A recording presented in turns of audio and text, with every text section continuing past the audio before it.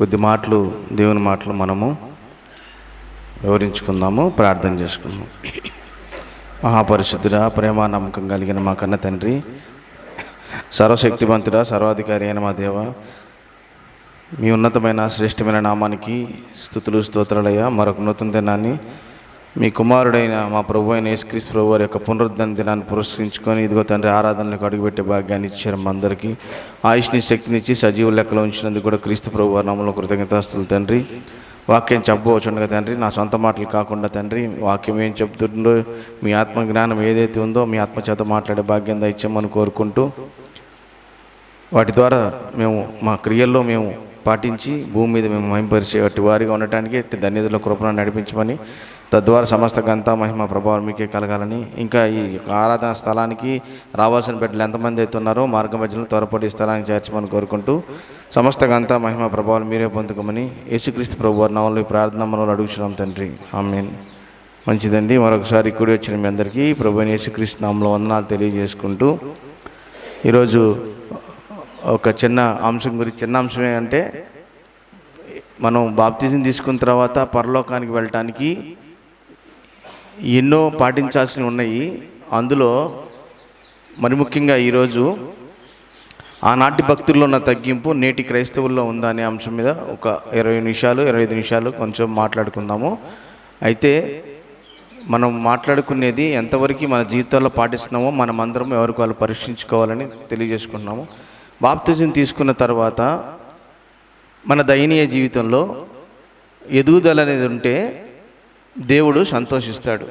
అది ఎవరైనా చెప్తున్నా, నేనైనా వింటున్నా మీరైనా, మనమందరము. ఎందుకంటే సంఘంగా అందరం కూడుకున్నాం కాబట్టి ఒకరికి ఎవరు వాక్యానికి అవిధేయులు కాదు కాబట్టి, ఒకరు ఎక్కువ ఒకరు తక్కువ కాదు కాబట్టి, దేవుడు ఏమి నిశ్చయించాడంటే అందరూ ఆయన ఎదుట పరిశుద్ధులుగా నిర్దోషులుగా నిలబడాలని. అందులో భాగంగా ఎన్నో అంశాలు ఉంటాయి. అందులో తగ్గింపు అనేది ఈరోజు మనం తీసుకుంటున్నాము. అయితే ఈ ఎదుగుదల విషయంలో వచ్చేసరికి మనము పరిచర్య కొంతమంది చేస్తున్నారు, కొంతమంది సేవ బాగా చేస్తున్నారు, కొంతమంది ప్రార్థన బాగా చేస్తున్నారు, కొంతమంది జ్ఞానము వాక్యం బాగా వివరించడం జరుగుతుంది, కొంతమంది సంఘం యొక్క కార్యక్రమాల్లో చేయందించడంలో కొంతమంది ముందున్నారు. ఇలా ఒక్కొక్కరిలో ఒక్కొక్కటి ఉంటే, యేసు ప్రభువు అని అన్నంగానే మొట్టమొదటిగా మనకు గుర్తొచ్చేది ఏంటి? లోకస్తులకు కూడా క్రైస్తవులన్నా క్రీస్తన్నా ముందుగా వాళ్ళకి తట్టేది ఏంటి మైండ్లో? తగ్గింపు, ప్రేమ, క్షమాగుణం. అదే మనల్ని కూడా చూస్తారు, వీళ్ళు క్రైస్తవుల, వీళ్ళ క్రైస్తవులు. ఈ రెండిట్లో మధ్యలో తస్కెట్లాడుతూ ఉంటుంది బయట లోకం కూడా. ఇప్పుడు మనకి ఎలా మనం భక్తులు అని అనిపించుకుంటాం? మనం చూడలేదు కాబట్టి, మనం ఎవరిని చూడలేదు, భక్తులు ఎలా అయితే ప్రవర్తించారో చూడలేదు యేసు ప్రభు వారిని, కానీ విశ్వసించి నమ్మి బాప్తిజం పొంది ఇందులోకి వచ్చాం. వచ్చిన తర్వాత ఆ భక్తుల యొక్క జీవితాలు కానీ యేసు ప్రభు వారి యొక్క జీవితం కానీ మాదిరిగా తీసుకొని ఎంతవరకు మనం సాగుతున్నాము అనేది మనం తెలుసుకోవాలి. ఎందుకంటే ఒక మంచి మాట చెప్తున్నాడు భక్తుడు. యాకోబు గారు రాసిన పత్రిక 4వ అధ్యాయం చూడండి. మనందరం ఎలా ఉండాలో ఒక మాట తెలియజేస్తున్నాడు అక్కడ భక్తుడు. యాకోబు గారు రాసిన పత్రిక 4వ అధ్యాయము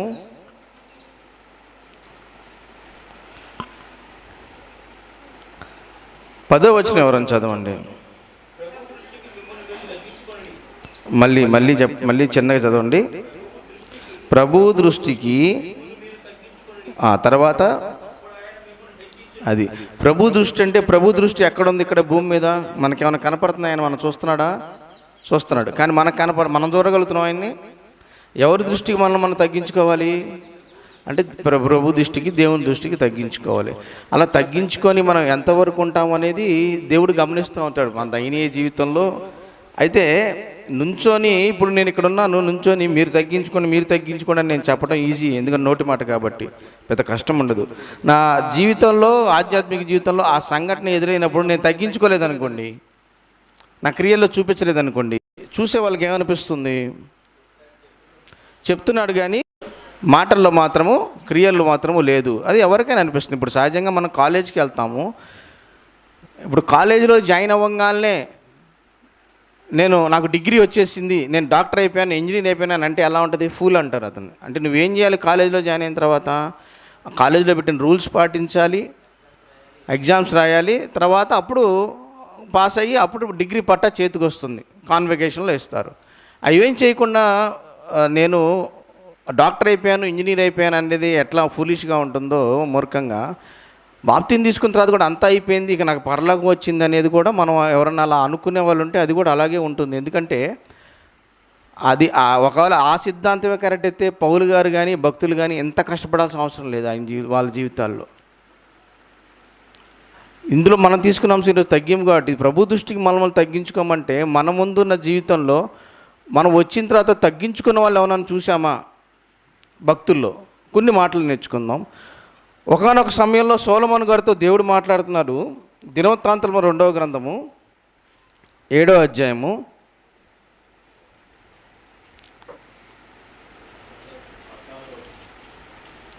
12 నుంచి చదువుదాం. 12 నుంచి.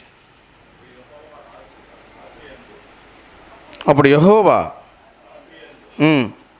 సొలొమోనునకు ప్రత్యక్షం ఇలాగ సెలవిచ్చాను, నేను నీ విన్నపమును అంగీకరించి, ఒకళ్ళు పెద్దగా చెప్పండి, నేను నీ విన్నపమును అంగీకరించి ఈ స్థలమును నాకు బలులు అర్పించి మందిరముగా కోరుకుంటుని, వాన కురియకుండా నేను ఆకాశమును మూసివేసినప్పుడే కానీ, దేశము నాశనము చేయుటకు మిడతలకు సెలవు ఇచ్చినప్పుడే కానీ, ఇప్పుడు అసలు విషయం వస్తుంది చూడండి. నా పేరు పెట్టబడిన నా జనులు తమ్మును తాము తగ్గించుకొని ప్రార్థన చేసి నన్ను వెదికి తమ చెడు మార్గం విడిచిన ఎడల ఆకాశం నుండి నేను వారి ప్రార్థన విని వారి పాపమును క్షమించి వారి దేశమును స్వస్థపరచును. 3 పాయింట్లు ఉన్నాయండి. ఫస్ట్ ఏంటంట, నా పేరు పెట్టబడి అంటే దేవుళ్ళకి వచ్చిన మనము ఫస్ట్ ఏం చేయాలి? తగ్గించుకోవాలి. తర్వాత ప్రార్థన చేసిన తర్వాత వెదకాలి. దేంట్లో వెతుకుతాం దేవుణ్ణి? మనము వాక్యములో వెతికి ఏం విడిచిపెట్టాలి? ఈ 3 చేసి చెడు అప్పుడు దేవుడు మనల్ని క్షమిస్తాడంట. మనలో చాలా లోపాలు ఉంటాయి. ఒక్కొక్కలో నాలో ఉన్నాయి, కొంతమందిలో ఎవరైతే ఉన్నాయో వాళ్ళందరిలో ఎవరికి వాళ్ళు మనం ప్రశ్నించుకుందాం. ఒక్కొక్కరిలో ఒక్కొక్క లోపాలు ఉంటాయి. లోపాలు ఉన్నప్పుడు మనము వాక్యం ఎదురుగా పెట్టుకొని ఆ లోపాలని సరి చేసుకుంటూ ముందుకెళ్తే ఒక అర్థం ఉంటుంది. ఇప్పుడు సహజంగా కాలేజీలోకి వెళ్తాం, వెళ్ళినప్పుడు ఫ్రెండ్స్ ఉంటారు. ఇవాళ ఫ్రెండ్షిప్ డే అంట, మా ఫ్రెండ్షిప్ డే పెట్టారు, నాకు తెలీదు. ఫ్రెండ్స్ ఒక చాటు కూర్చున్నప్పుడు ఒక్కొక్కరికి రక్త సంబంధం లేదు. ఎందుకు ఈ మాట చెప్పానో చివరిలో వస్తుంది ఫ్రెండ్షిప్ డే అని. ఒకరికొకరు రక్త సంబంధం ఉండదు, కానీ ఒకళ్ళు ఎలా ఉంటారు కలిసిమెలిసి. అక్కడ పేద ధనిక అనే భేదాలు ఉండవు. కాలేజీలో మనందరూ చూసిన వాళ్ళమే. ఇప్పటికీ మనకు ఫ్రెండ్స్ ఎందుకున్నారు? ఎవరో ఒకరు కొంతమంది టచ్లో. అంటే ఆ స్నేహబంధం అప్పట్లో అలా ఉంది, కల్మషం లేకుండా. ఒకరి మీద ఒకరు తిట్టుకున్న మరుసటి రోజు వచ్చి మళ్ళీ పలకరించుకున్న ఆ విధానాలు ఎన్ని గుర్తొచ్చినప్పుడు, ఆత్మ లేని ఆ మనుషులే ఇలా ఉన్నప్పుడు, ఆత్మ ఉన్న ఈ మనుషులుగా క్రైస్తవులుగా ఉన్న మనం ఎలా ఉండాలి? మీరు బాగా గుర్తు చేసుకోండి. మన ఫ్లాష్ బ్యాక్లో కానీ మన ఫ్రెండ్స్లో ఉన్నప్పుడు, కాలేజ్ అయినప్పుడు ఎన్నో మాటలు అనుకుంటాం, ఎన్నోసార్లు గొడవలు అవుతాయి. కానీ మరుసటి రోజు ఏం చేస్తాం? వాళ్ళు ఎవరు లేని ఆత్మ ఉందా? అప్పట్లో మనకు ఆత్మ ఉందా? ఇప్పుడు ఈ ఆత్మ తీసుకున్న మనం ఏం చేయాలి? ఇక్కడ దేవుడు ఏం చెప్తున్నాడు? తమను తాము తగ్గించుకొని. తమను తాము అంటే ఎవరెవరు వస్తారు లెక్కలోకి? బాప్తిజం పొందిన ప్రతి ఒక్కరు లెక్కలోకి వస్తారు. లేదు నేను చెప్పడం వరకే నా వంతు, నా వరకు వచ్చి నేను తగ్గించుకోనంటే, ఇందాక మనం చదివిన వాక్యం ఏంటి? ప్రభు దృష్టికి తగ్గించుకోవాలి. నెక్స్ట్ అదే ఈ సంఘటన ఇలాగే ఈ సందర్భం చూసుకుంటే మనష్షే గురించి తెలుసు కదా మీకు. హెచ్చించుకున్నాడు మనష్షే. అదే దినవృత్తాంతం 2వ గ్రంథం 33 అధ్యాయం చూడండి ఒకసారి. దినవృత్తాంతం 2వ గ్రంథం 33 అధ్యాయంలో 10 నుంచి చదవండి, 13 దాకా చాలు. పెద్దగా చదవండి ఒకళ్ళు. యెహోవా మనష్షేకును అతని జనులకును వర్తమానం పంపినను వారు చెవి యొక్కకపోయిరి. కాబట్టి యెహోవా అష్షూరు రాజు యొక్క సైన్యాధిపతులను వారి మీదకి రప్పించెను.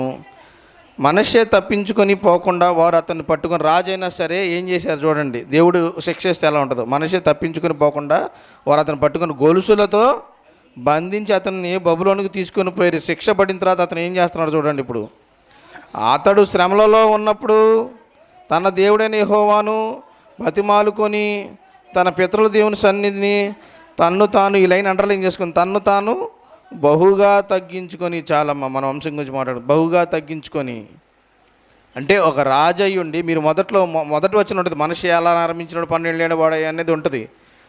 అంటే ఒక రాజు అయ్యి దేవుడికి విరుద్ధంగా వెళ్ళినప్పుడు దేవుడు వేసిన శిక్ష ఎవరికి అప్పచెప్పాడు? ఆయన్ని అశ్షూరు రాజు యొక్క సైన్యాధిపతి అప్పచెప్పాడు. రాజు అని కూడా కనికరం లేకుండా లాక్కెళ్ళిపోయిన గొలుసులతో బుద్ధి వచ్చి అప్పుడు ఏం చేశాడు? దేవుడి దగ్గర తగ్గించుకున్నప్పుడు ఆయనకు మొరలేడగా అతని 13 వచ్చును, అతని విన్నపములను ఆలకించి, అంటే దేవుని దగ్గర మొరలెడితే తగ్గితే మన మొర ఆలకించి యెరూషలేమునకు అతని రాజ్యంలోనికి అతన్ని తిరిగి తీసుకొని వచ్చినప్పుడు యెహోవా దేవుడై ఉన్నాడని మనిషే తెలుసుకుని. అంటే మనకి చాలామంది అంటూ ఉంటారు, పాస్టర్ గారు కూడా చాలాసార్లు చెప్పారు, బాధపడితే తప్ప బోధపడదు అన్నట్టు. ఇప్పుడు ఈయన విషయంలో ఎలా అయితే జరిగిందో మన దైనీయ జీవితంలో, మన ఆత్మీయ జీవితంలో కానీ, సంఘంలో కానీ, పరిచర్యలో కానీ, ఆత్మ ఉన్న మనము ఎలా అయితే ఈ సంఘటనలు మనకు కూడా అంటే ఇలాంటి ఎదురోకపోయినా మన దైనీయ జీవితంలో ఏదన్నా సహజంగా మాట అనుకున్నప్పుడు మనం కొట్టుకునే స్టేజ్కి ఎట్టి వెళ్ళాం, ఆ పనులు చేయము, దుర్భాషలు ఆడుకోము. బట్ ఏంటంటే అపవాదిగాడి పని ఏంటి? ఎవరిని మింగుతున్నా అని తిరుగుతున్నాడు. ఇంతకీ వాడికి మింగటానికి ఎవరు కావాలి? ఆత్మ ఉన్నవాళ్ళు, బాప్తిని తీసుకున్న వాళ్ళు కావాలా? ఆల్రెడీ చెడిపోయిన వాళ్ళు, బయట లోకస్తులు కావాలా? వాళ్ళే కావాలి. కాబట్టి ఎక్కడెక్కడైతే నలుగురు కూడి ఉంటారు అక్కడ ప్రభు ఉంటా అని చెప్పాడు. ఆ ప్రభు ఉన్న చోట పిల్లలు ఉంటారు. పిల్లలున్న ఏం చేస్తారు? వాక్యం ఈ పరిచర్య చేయటము, మాట్లాడి. అప్పుడు ఆ టైంలో ఏం చేయాలి? మింగేయాలంటే ఏం చేయాలి? మనస్పర్ధలు తేవాలి. ఇంకా అర్థమవుతుంది పాయింట్ టు పాయింట్. అందుకే ఎవరిని మింగుతున్నా అని చూస్తున్నాడు. ఎప్పుడు చూస్తున్నాడు? ఆయనకి టైమే, సాతానికి టైమే లేదు, ఎప్పుడు పడితే అప్పుడు చూస్తున్నాడు. ఇప్పుడు ఆ విషయంలో తగ్గించుకునే క్రమంలో మనం ఎలా ఉండాలని చూసినట్టయితే, ఒక వ్యక్తిని మనం చూసుకొని, ఒక వ్యక్తిని తర్వాత యేసుప్రభు అని వీళ్ళిద్దరిని చూసి ముగించుకుందాము. చూస్తే ఆ యొక్క సంఘటన నేను చదివినప్పుడు నాకు ఒక 2 రోజులు, మీరు నమ్మపోరు, అర్ధరాత్రి కూడా ఒకసారి మేలుకు వచ్చింది. ఈ రాజు అయ్యి ఉండి ఈయన ఈ పని అట్ట చేశాడు. అసలు ఈ రోజులు ఎలా వర్కౌట్ అయ్యింది ఇది క్రైస్తవుల్లో? చూడండి, సమూయేలు మొదటి గ్రంథము 24వ అధ్యాయము. ఈ రోజుల్లో మనం చేయగలమా? సమూయేలు మొదటి గ్రంథము 24వ అధ్యాయం 2 నుంచి చదవండి. అప్పుడు సౌలు ఇశ్రాయేల్లో నుండి 3000 మందిని ఏర్పరచుకొని వచ్చి కొండ మేకలకు వాసములకు శిలాపర్వతముల మీద దావీదును అతని జనులను వెదుకుటుగా ఎందుకు బయలుదేరాడండి దావీదు గారిని ఎదుగుటకు? సౌలు చంపడానికి బయలుదేరాడు. తర్వాత ఒక చోటకి వెళ్తాడు, గుహలో జరిగింది. తర్వాత దావీదు 4వ వచనం, దావీదు జనులు, అదిగో నీ దృష్టికి ఏది మంచిదో అది నీవు అతనికి చేయనట్లు నీ శత్రువుని నీ చేతికి అప్పగింతునని యెహోవా నీతో చెప్పిన దినము వచ్చినని అతనితో అనగా, దావీదు లేచి వచ్చి సౌలునకు తెలియకుండా అతని పై వస్త్రపు చెంగును కోసెను. పక్కన సపోర్ట్ ఉంది. దేవుడే ఆజ్ఞ ఇచ్చాడు, దేవుడే అవకాశం ఇచ్చాడు. ఏం చేసినా కానీ వస్త్రపు చెంగుని తీసేశారు, కట్ చేసి వెళ్ళిపోయాడు. కోసిన తర్వాత అతను అంటున్న మాట చూడండి, ఇతడు యెహోవా చేత అభిషేకము నొందినవాడు గనుక యెహోవా చేత అభిషిక్తుడైన నా ప్రభునకు నేను ఈ కార్యము చేయను. దేవుడే ఆజ్ఞనిచ్చినా కానీ ఏం చెప్తున్నాడు? ఇతడు నా దేవుని చేత అభిషేకించినవాడు, నేను ఎలా చేయగలను? కానీ వచ్చింది ఎవరు? దేనికి వచ్చాడు సౌలు? చంపడానికి వచ్చిన ఆయన చంపకుండా వస్త్రపు చెంగు కట్ చేసి మరి దేవుడి గురించి ఏమని చెప్తున్నాడు దేవుడి దగ్గరగా? అంటే బాప్తిజం తీసుకొని వచ్చిన నా సహోదరుడు నేల అన్యాయం చేస్తాను, నేల పగబెట్టుకుంటాను, నేల తగ్గించుకోకుంటాను. చూడండి ఎందుకు అవన్నీ చేశాడు తెలుసా? దేవుడు అవకాశం ఇచ్చినా, పక్కన ఆయనకి సపోర్ట్ ఉన్నా, చంపడానికి వచ్చిన వాళ్ళని రాజు అనే ఆ స్థానంలో ఉన్నప్పుడు ఎవరైనా ఏం చేస్తారో రాజుగా చంపాలి. కానీ పై వస్త్రపు చెంగు కోసేసి దేవుడు అభిషిక్తుడని మళ్ళీ గుర్తు చేసుకుంటూ 9వ వచనం చూడండి ఎందుకు ఇవన్నీ చేశాడో. 9 ఒక్క నిమిషం, 8 నుంచి చదవండి.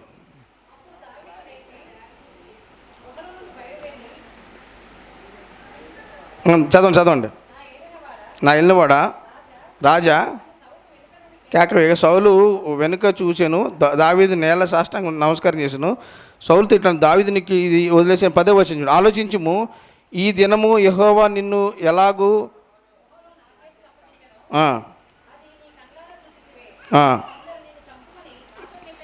నేను నీ ఎందుకు కనికరించి అది చాలు 10వ వచనం మనకి. అంటే ఆ చంపిన ఆయనకి వచ్చిన ఆయనకి ఏమని చెప్తున్నాడు దావీదు గారు? నాకు దేవుడిచ్చాడు అవకాశం, నా చేతిలో ఉంది, కానీ నేను ఏం చేశాను? నిన్ను క్షమించి వదిలేశాను. ఈ రోజుల్లో మన రోజులు ఇప్పుడు ఈ భక్తుడిని చూసినప్పుడు, రాజు స్థానంలో ఉన్న ఆయన చూసినప్పుడు మనకేమనిపించాలి? అవకాశం ఉండి ఆయన ఒక్కసారి చేయెత్తి ఎన్ని వేల మందిని చంపగలడని ఉంది. అంత శక్తి ఉన్న మనిషే రాజయ్యి ఉండి, భక్తుడై ఉండి, దేవుడు అవకాశం ఇచ్చి పక్కన సపోర్ట్ ఉంటేనే ఏం చేశాడు? చంపకుండా, ఇగో చూడు నేను నీకు ఈ మీద కనికరపడ్డాను అని చెప్పాడు.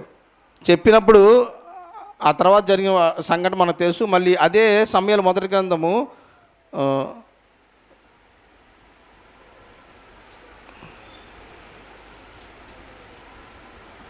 ఒక్క నిమిషం అండి.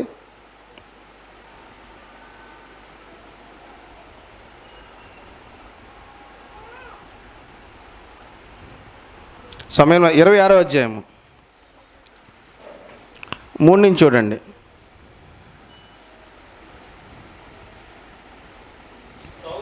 సౌలు అకీల్య మన్యమని త్రోవ పక్కన దగ్గర దావీదు అరణ్యంలో, ఇది రెండోసారి నివసించుండి తను పట్టుకొని వాళ్ళని సౌలు అరణ్యంకి వచ్చినని విని వేగుల వారిని పంపి నిశ్చయంగా సౌలు వచ్చినని తెలుసుకొనెను. తర్వాత దావీదు లేచి సౌలు దండు దిగిన స్థలం దగ్గరికి వచ్చి సౌలునకు సైన్యాధిపతి యొక్క నేరు కుమారుడిని అబ్నేరును పరుండి ఉండగా వారున్న స్థలము కనుగొనను. సౌలు దండు క్రొత్తలములో పండుకొనగా దండువారు అతని చుట్టూ నుండి. అప్పుడు దావీదు పాలెంలోనికి సౌలు దగ్గర నాతో కూడా ఎవరు వత్తురని హిత్తుడైన అహీమెలెకును సిరియా కుమారుడు యోవాబునకు సోదరుడు అభిషేక్ని అడుగుగా, అభిషేక్ వస్తాడు, నేను నీకు తోడుగా వస్తాను. వచ్చిన తర్వాత 7వ వచనంలో నాకు ఒక్కసారి అప్పచెప్పు, ఈట తీసుకొని నేలను నాటేస్తాను ఈ మనిషిని అంటాడు సౌలుని. అప్పుడు దావీదు గారు ఏమంటారు చూడండి. 9వ వచనం, దావీదు నీవు అతన్ని చంపకూడదు, యెహోవా చేత అభిషేకం నొందిన వాడిని చంపి నిర్దోషగుట ఎవనికి సాధ్యము? యెహోవా జీవంతోడు, యెహోవా అతన్ని మొదలు. ఆ తర్వాత మనకి 23, 24 వచనాలు ఉంటాయి చూడండి. చిత్తగించుము 23, 24. యెహోవా ఈ దినము నిన్ను నాకు అప్పగించినను, నేను యెహోవా చేత అభిషేకం నొందిన వాడిని చంపనాలకు పోయినందుకు ఆయన నా నీతిని నా విశ్వాసం చూసి నాకు ప్రతిఫలం తెచ్చాను. ఒక్క నిమిషం. ఇప్పుడు ఇందాక జరిగిన సంఘటన మనం చూసాం కదా. గుహలో ఉన్నప్పుడు వస్త్రభుజం కోసుకొచ్చినప్పుడు చెప్పాడు, నాకు అవకాశం వచ్చి నేను చంపలేదు, నువ్వు నాకు ద్రోహం చేయాలనుకున్నావు. ఒకటి. ఇక్కడేంటి, పక్కన అభిషేక్ గారు నేను చంపుతాను, నాకు ఒక అవకాశం అన్నా కానీ వద్దు నువ్వు చంపొద్దు అన్నాడు. ఈ రెండు జ్ఞాపకం ఉంచుకోండి.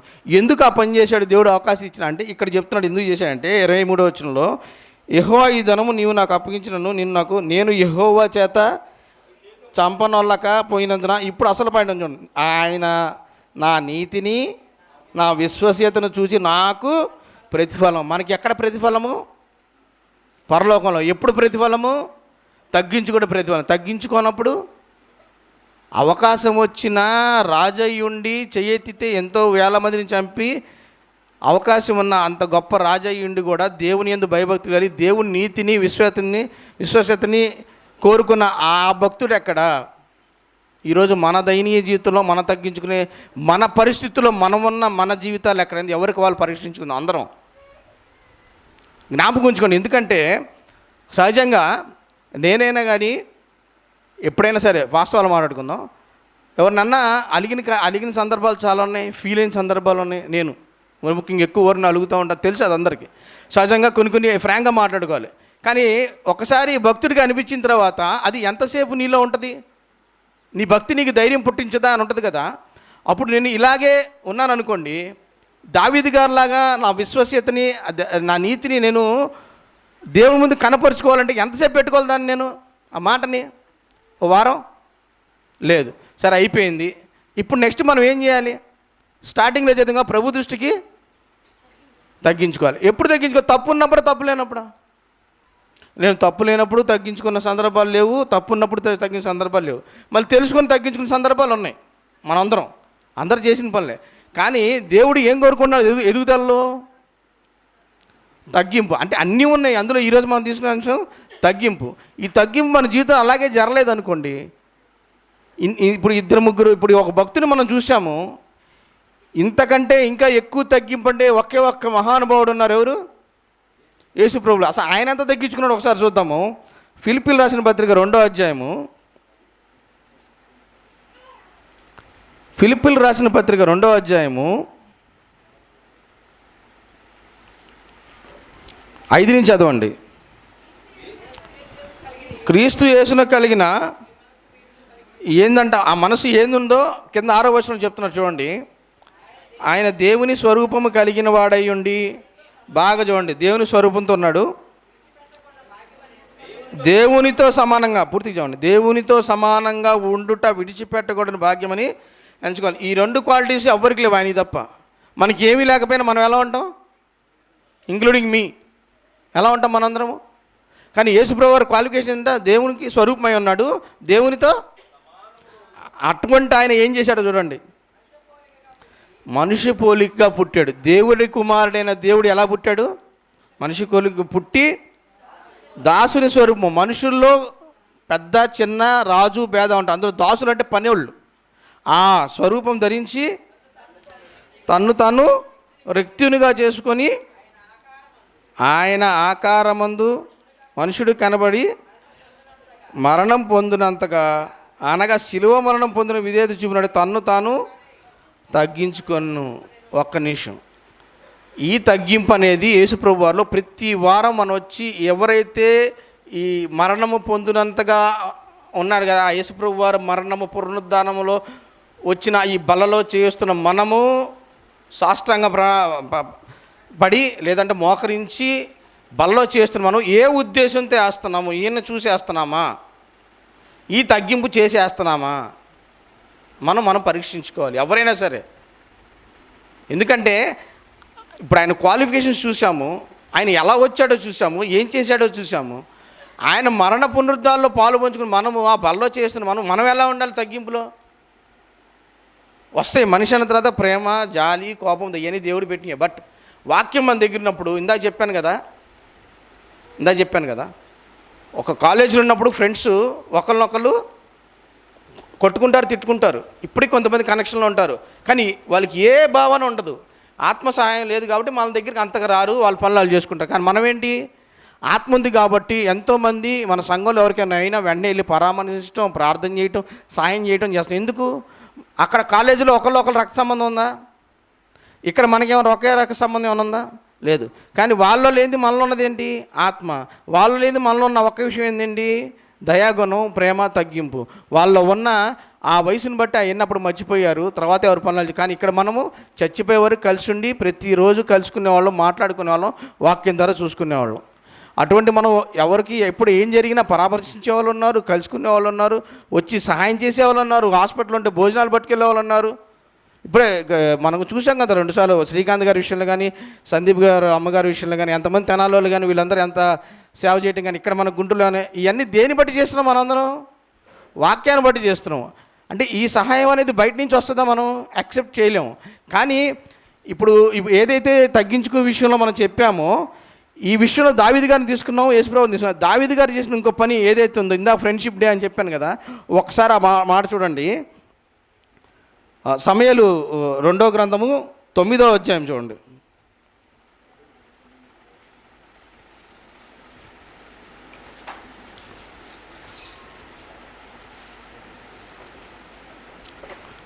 ఒకటి నుంచి 7 చూడండి ఒకసారి.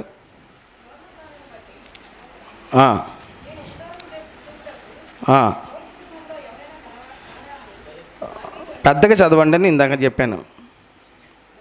యోనాతాను బట్టి నేను ఉపకారం చూపుటకు సౌలు కుటుంబంలో ఎవడైనా కలడాయని దావీదు అడిగాను. సేవకుడకు సీబాయను ఒకడు ఉండగా. ఏమండి, ఇది అంతా మీకు తెలుసు. ఇప్పుడు సౌలు దావీదు గారికి ఏం చేశారో తెలుసు. యోనాతాను దావీదుకి ఏమవుతాడు? ఫ్రెండ్స్. ఏమడుగుతున్నాడు ఇంత జరిగిన తర్వాత? పగబెట్టుకోకుండా దేవుని ప్రేమను బట్టి తగ్గించుకొని, ఎవరైనా ఉన్నారా? ఎవరిని తర్వాత ఎక్కడి నుంచి తీసుకొచ్చారు? పంపించి తీసుకొచ్చారు. ఎవరిని తీసుకొచ్చాడు? సౌలు యొక్క కుమారుడైన యోనాతాను గారి కుమారుడైన ఆయన తీసుకొచ్చి ఏం చేశాడు చూడండి ఒకసారి. మనందరికీ సిగ్గు కలగాలి. 11-13 వచనంలో, నా ఏలిన ఒక రాజు తన దాసునికి ఇచ్చిన ఆజ్ఞంతరం చొప్పున నీ దాసుని నేను చేసేదని సీబారాజు చెప్పాను. కాగా మెఫీబోషేతు రాజు కుమారులో ఒకడైనట్టుగా రాజు బల్ల యొద్దనే భోజనము చేయుచుండను. అంత అవసరం ఏంటండి దావీదు గారికి? రాజయ్యండి చంపాలనుకున్న కుటుంబాన్ని గుర్తు చేసుకొని ఎక్కడున్నాడని సేవకుడి ద్వారా కనుక్కొని యోనాతాను యొక్క అంటే తన స్నేహితుని కుమారుని తీసుకొచ్చి కాలు బాలేకపోతే పక్కన ఇది రాజకుమారులతో సమానంగా బల్ల పక్కన కూర్చున్నాడంట. ఉందా మనలో? మనందరిలో ఉందా? ఉంటే మంచి, దేవుని స్తోత్రం. లేకపోతే ఈ రోజు నుంచైనా, ఎందుకంటే ఏది జరిగినా కానీ ఎటువంటి సంఘటనలు ఎదురైనా మన తప్పున్నా లేకపోయినా సహజంగా మనుషుల్లో ఉన్న ఒక భావన ఏంటంటే కొంతమంది ఆనందంగా ఉంటే చూడలేరు, కొంతమంది బాగా ఎదుగుతున్న పరిచయలో చూడలేరు, వాక్యం చెప్పినా చూడలేరు. కొంత మనుషుల్లో ఉన్న లక్షణం అది. అయితే ఎన్ని అపార్థాలు వచ్చినా, ఎన్ని అబద్ధాలు వచ్చినా, మనల్ని అపార్థాలు చేసుకున్న వాళ్ళు ఉన్నా, మనల్ని కావాలని మన మీద పగబెట్టిన వాళ్ళు ఉన్నా, ఏదైనా జరని నువ్వు అవతలోనికి ఎలా అయితే వాక్యం చెప్పి సరి చెప్తున్నావు, నీకు చెప్పినప్పుడు కూడా నువ్వేం చేయాలి? తీసుకోవాలి. అదే ఒకరినొకరు హెచ్చించుకోవాలి, ఒకరినొకరు ఏమైనా కీర్తనలతోనూ ఏముంది. ఇది ప్రతి ఒక్కరి జీవితంలో జరగాల్సిందే. లేదు కొంచెం బాధ కలిగినప్పుడు ఏం చేయాలి? అప్పుడు కూర్చొని ఒక చోట, ఇది పద్ధతి. ఈ రకంగా మనం చేసుకుని ముందుకెళ్తే దేవుడి దగ్గర. అందుకే ఆ మనసు ఎవరికి ఉంటుంది తెలుసా? చిన్నపిల్లల్లో ఉంటుంది. లాస్ట్ వచ్చిన మత్తయి సువార్త 18:4 మత్తయి గారు రాసిన సువార్త 18:4 చదవండి చాలు. కాగా ఈ బిడ్డల వలె తమ్మును తాము తగ్గించుకొని వాడెవడో చాలండి. ఒక మాటతో యేసుప్రభు వారు తేల్చేశారు. ఇక మనలో ఆ పసిపిల్ల మనస్తత్వం అంటే పిల్ల చేష్టలు కాదు, కానీ మనసులో ఉండే ఆ కల్మషం పిల్లల్లో ఎలా అయితే ఉండదో, మనం కొట్టిన మన పిల్లలు మన దగ్గరికి ఎలాగైతే వస్తారో ఏమీ గుర్తుండదు. మీరు గమనించి మన పిల్లలు ఎన్నిసార్లు కొట్టాం మనం కోపంలో ఉన్నప్పుడు ఉత్తపుణ్యాన్ని కొట్టిన ఉన్నాయి, వాళ్ళు తప్పు చేసిన కొట్టి, అయినా సరే వాళ్ళు మనసులో పెట్టుకుంటారా? కాలేజీల్లో చూసాం ఇందాక, ఒక ఫ్రెండ్ కోసం ఫ్రెండ్ కొడుకుని తీసుకొచ్చి దావీదు గారు ఎలా అయితే ఉన్నారో ఆ సహోదర బంధం మనం అందరం ఎలా ఉన్నాం. ఇప్పుడు దేవుడి దగ్గరికి ఎలా అయితే తగ్గించుకొని యేసుప్రభువు వారు ఒక ఆజ్ఞలాగా ఇచ్చారో, అందుకే మనం చదివిన వాక్య పట్టణంలో ఆయన మనలో ఎవడు గొప్పవాడు అన్నప్పుడు ఆయన వచ్చి అందరి కాళ్ళకు అడుగుతాడు కదా. కడిగినప్పుడు ఆయన చెప్పింది మీరు కూడా ఒకరు చేయాల్సిందే అంటాడు. చేయాల్సిందే. అదేంటి ఆజ్ఞలాగా అంటే ఉద్దేశం మిమ్మల్ని కడగమని కాదు, అంత తగ్గింపు ఉండాలి ఒక్కొక్కళ్ళు. ఇది మన భావం, ఇది క్రీస్తు భావం.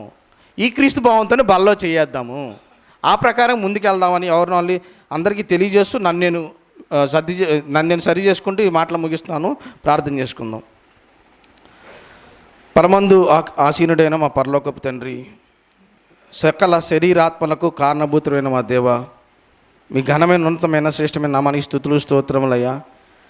అవును తండ్రి, మీరు ఊపిరి ఇవ్వగలిగారు కాబట్టే కోపాలు రేపుకుంటున్నాం, ఊపిరి ఇవ్వగలిగారు కాబట్టి ప్రేమించుకుంటున్నాం, ఊపిరి ఇవ్వగలిగారు కాబట్టి పని చేయగలుగుతున్నాం, ఊపిరి ఇవ్వగలిగారు కాబట్టి మీ వాక్యం ధ్యానించగలుగుతున్నాం, ఊపిరి ఇవ్వగలిగారు కాబట్టి మేము తండ్రి ఇదిగో మాట్లాడగలుగుతున్నాం. తండ్రి ఇదిగో తండ్రి, మా యొక్క జీవితం ఆవిరి వంటి మా జీవితాన్ని మీరు తలుచుకుంటే ఇవన్నీ చేయకుండా మీరు ఒక్క క్షణంలో చేయగలరు. కానీ తండ్రి, నా బిడ్డలు నా దగ్గరికి రావాలని మీరు ఎంతో ఇష్టపడ్డారు. ఆ ఇష్టాన్ని మీరు